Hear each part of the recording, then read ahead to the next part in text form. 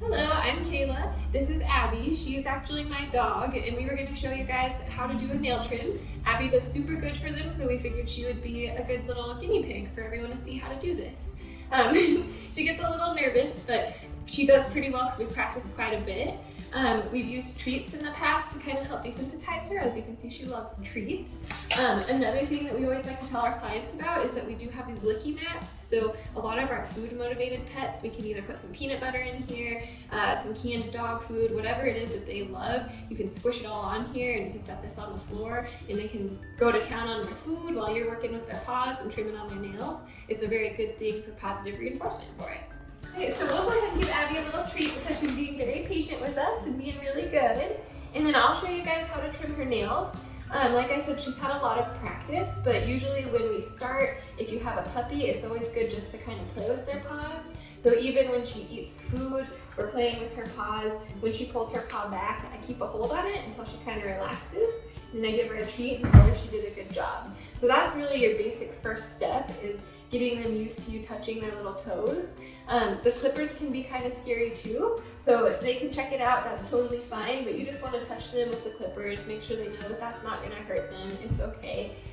Gradually you can work the clippers down to their paws, and you can even kind of tap on their nails, just so they get used to that feeling, because it is a weird feeling when we actually trim the nails. It makes kind of a little sound that's really weird. So tapping the nails kind of desensitizes them to that too. And then of course giving them little rewards if they're participating well for you. Some dogs you start there and you give them a break just so that they aren't getting overwhelmed. Sometimes you can do a couple toes at a time, gradually working up to a couple paws, and someday maybe doing the full nail trim. So I'll go ahead and we can zoom in a little closer and I'll explain trimming the nails themselves.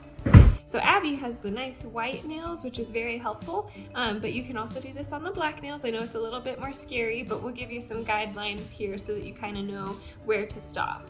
So to start with her nail, you can see this pink area here. That's what we call her quick. So that's a small blood supply to her nail. That's what everyone talks about when they say, I don't want to get their quicks because they'll bleed. And that happens, and we just try to avoid it. There are things you can do if that happens to stop the bleeding, and we'll go over those a little later, but some of these guidelines you can use, and that's going to help you. So of course, looking at the nail itself and where the quick stops. So Abby on this nail, just looking from this angle, it doesn't look like there's a ton of nail to take off. You can also kind of go level with the paw pad. So hers is pretty short here, but you can see this clear part on the tip that I think we could definitely snip off of there, and we are going to snip that off and actually look at the front of the nail till we see kind of a little pink circle there. So I just hold my nail trimmers kind of at a side angle, and I do kind of keep it level with that paw pad. And this part can be the scary part where you actually clip. So that first clip, I think we can go shorter. We're not really seeing that pink circle there. And you can just do a little at a time, but right there, you can actually see this small pink spot. So that's a good measure of where to stop. Some of those black nails, you'll just see a circle and it's actually more of a black color than the pink color. But that is a little bit softer than the nail too, and they seem like they get a little more sensitive once you get close to that. But for me, I wouldn't go any farther. That's pretty close. I'm pretty happy with that. So this nail here, it's actually a little longer. So if you were going level with the pad, you would just kind of follow it out and take off that tip. And if that's all you want to do, that's fine. If you want to get them as short as possible, you can keep gradually working it back, but we are going to be getting pretty close. Maybe just one more little spot there.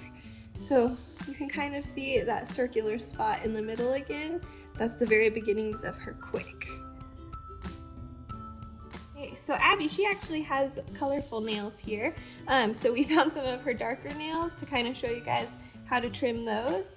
So you can't see that pink spot as easily from the side on this nail. So we're gonna be using kind of her paw pad as a guide, and then we're also gonna watch for that circular spot at the tip of the nail as we trim this. So we'll just take off the tip here.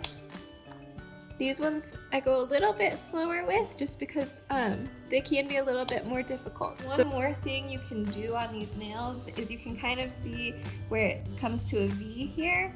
and that's gonna be the nail bed kind of wrapping around that quick there. So I would never cut it all the way to this point.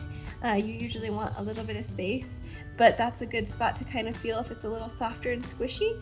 For her, since she's being sensitive and it feels a little soft and squishy, I'm gonna stop there. I don't wanna go any farther because I am concerned that I would get her quick.